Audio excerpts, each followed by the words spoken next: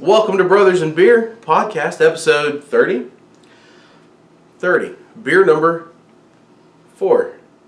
This is Christian Moerleins OTR, which stands for Over the Rhine. If you're not familiar with Christian, if you're not familiar with Cincinnati, Over the Rhine is a section? Is that what they call it? A neighborhood. It's a neighborhood. fucking neighborhood. It's a neighborhood in Cincinnati. I gotta get in here like that. You do have to get in here. So, the Amber Ale, this Amber Ale takes you back to the 1800s. Over the Rhine is a German neighborhood where brewing was born in Cincinnati. It is reminiscent of early settlers, ales brewed by OTR's first residents, but now set the standard for today's craft Amber Ale. The medium malt body is met with a subtle hop addition to give OTR a perfect balance. Comes in at 5.8% ABV. Christian Moerleins is, I think, the oldest brewery in Cincinnati. It's haunted. You know what I like is it said subtle hop flavor. Yeah, it's an amber ale. It shouldn't have strong hops. I'm hoping for. We've had some beers tonight. Yeah, we've definitely had some beers tonight. This is beer number 4. For or you. 5 for you because 5.5. somebody let the computer die. 5.5. Oh, yeah. I had one before we started. You did have one before. I've been sick, though. Last week you had 3 before we started. That was 2 weeks ago, wasn't it? I like the can. The can reminds me of Germany. It's amber colored. It reminds you of Germany. You've been there? I've never been to Germany yet. Did I say never and yet in the same sentence? I've never been to Germany yet. All right. Oh. How does it remind you of Germany? Anyway, it's an amber ale, so it should be of amber color, which it is. Thick white head, pretty common. It's an ale. It's not a stout or a porter, so it's going to be pretty clear. It smells weak. It smells weak? I'm not sure why it would smell. I mean, it's not kicking my ass. It's not. Well, it's not super high in alcohol. It does good. I mean, it smells good. It has good malt flavor or malt aromas to it. Yeah. I was actually at HomebrewCon last year, and they talked about when you smell a malt that you shouldn't give, like your descriptor shouldn't be has good malty aromas. Well, no shit, it's malt. It should smell like malt. What does it smell like? So I don't know what malt smells like. A little bready, maybe. When I think of the word malt, I'm thinking of malted milk balls and a malted milkshake. Yes. Can I get a chocolate malt, please? Oh, we had that chocolate. I tried to look for that chocolate, that shake chocolate. You gotta go back to Ollie's, bro. We talked about this. Let's That give her a was good taste. beer. I'm ready for this. Yeah. I have a question, Kenny. Yeah. Is that toxic masculinity when you call your beer a her, or your boat a her, or when you name your car a her? In 2019, probably. Because we consume them or use them. Anyway. What do you think about this? It's a good amber ale. I mean, not overly hoppy. It doesn't have a lot of fruit characteristics to it. You can tell it's an ale and not a lager. I work today. My back hurts. You drive a fucking truck. You try sitting down for 11 hours. What do you think I do all day? Does your back hurt? It's got good malt flavor. I feel weak. I think I poured mine weak, and that's why it's not like yours. Nothing's overpowering. I have no head. It's a good subtle amber ale. This is a terrible beer review. I keep kicking the table. You do keep kicking the table. What do you mean it's a terrible beer review? Because I'm trying to review the beer and you're talking about how bad your back hurts and how your head's bad and Phone's buzzing. your phone's been fucking buzzing the entire time we've been here. I'm sure it's more people telling you how great I sound. Yeah, I don't know if you guys if you listen to the podcast, you'll know that we had a brand new listener today. For the first time she listened to the podcast, I immediately get a text from her while we're on the fucking podcast. While we're recording the podcast. And I look at the text and it says, a few minutes into your podcast, and my first reaction is, Kenny has a great radio voice. I mean, when you're right, you're right. I mean, what the fuck? You're my friend. Is that going to be the only compliment I get? What do you want from me? I want her to say, Steve, you sound amazing. Steve, you sound amazing. The lies that come out of Kenny's mouth. Okay, let me review this. You review the beer. Subtle tones of bread. What kind of bread? Wheat bread. Wheat bread? I think more rye. Oh yeah, right. I do. Yeah. And it tastes. I would like to point out the camera's focusing on you today. It tastes. It's got a really good mouthfeel. I mean, it's not like there's some beers you drink that are really thin. This isn't thin, but it's not thick. No, it's got a nice. It's not like a porter. No. Or a stout that's got that real heavy mouthfeel to it. But it's not a real thin beer. Not at all. No. But and it's got a it's not crispy. I don't know. It's light. I could drink this all day. It has no bad aftertaste. There's no hop like kicking your ass at the end of it or nothing. It's a good beer. I like it. It is a good beer. And ambers, depends on who you ask. Some people say ambers are easy to brew. Some people say ambers are hard to brew. The problem with ambers is there's not a lot of hops to mask any flavors. Oh, so that's what you're cooking. You're cooking. Well, yeah, and you said earlier that when you went to the store to look for beers, there's IPAs everywhere. You know why? It's really not that hard to brew an IPA. I mean, the hop additions are very critical. I mean, when you add the hops, what type of hops you mix together, that stuff's important, but that's all in the recipe building phase. When you brew an IPA, those hops are going to mask a lot of things because they're so overpowering. When you brew a beer that's subtle like an amber, you got to know what you're doing. Any weaknesses or any imperfections are going to come out. So a good amber is a well brewed beer, and this is a well brewed beer. There's nothing in here that makes me go ugh or nothing like that. That's very accurate. I don't know how good of a beer review that. I'm trying to get better. I do these videos every week, and I do too. No, I don't. No, he doesn't. And usually my review of the beer is it's in my glass and it's in my mouth. You just drink it and then you... And Kenny would be better at this. Kenny would be a lot better at telling you what the hell's going on. Yeah. You just drink it and then you are Kelly. Yeah. That's like an action verb now. It's an action verb. I used it. Is there a difference? I used it at work the other day. No, a verb is an action. But I like that, an action verb. I used it at work the other day. Did you? Yeah. What'd you say? I don't know. Somebody said something about peeing on somebody, and I said, "What are you, R. Kelly?"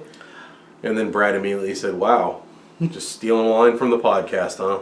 It's your line. I know. I can't steal it if it's mine. You made that line up. That was so brilliant too. I'm so glad that happened the first podcast. Like that was. This shit is not scripted. None of this is scripted. And if you listen to the podcast and you listen to the opening, none of this is scripted. Those are notes. None of it.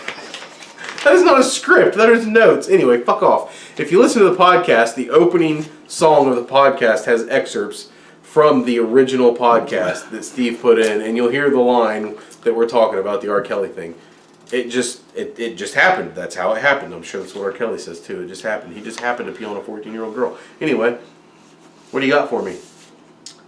Well, what I was going to do is in the last video I had like little quick hitters. Yeah.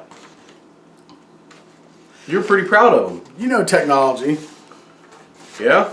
It has a way of making Steve look stupid. Okay, here's the first one I want to talk about. I'm pretty sure Steve has a way of making technology look stupid. Okay.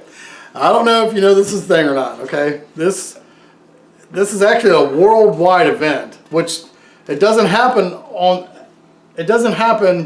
around the world on the same day. Once a year it happens in different cities around the world. So it changes cities every year? It changes cities every year. Okay.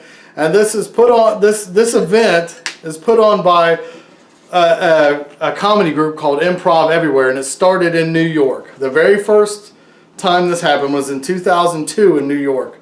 It's called the No Pants Subway Ride, or No Trousers on the Tube Ride if you're in the UK. No trousers on the tube.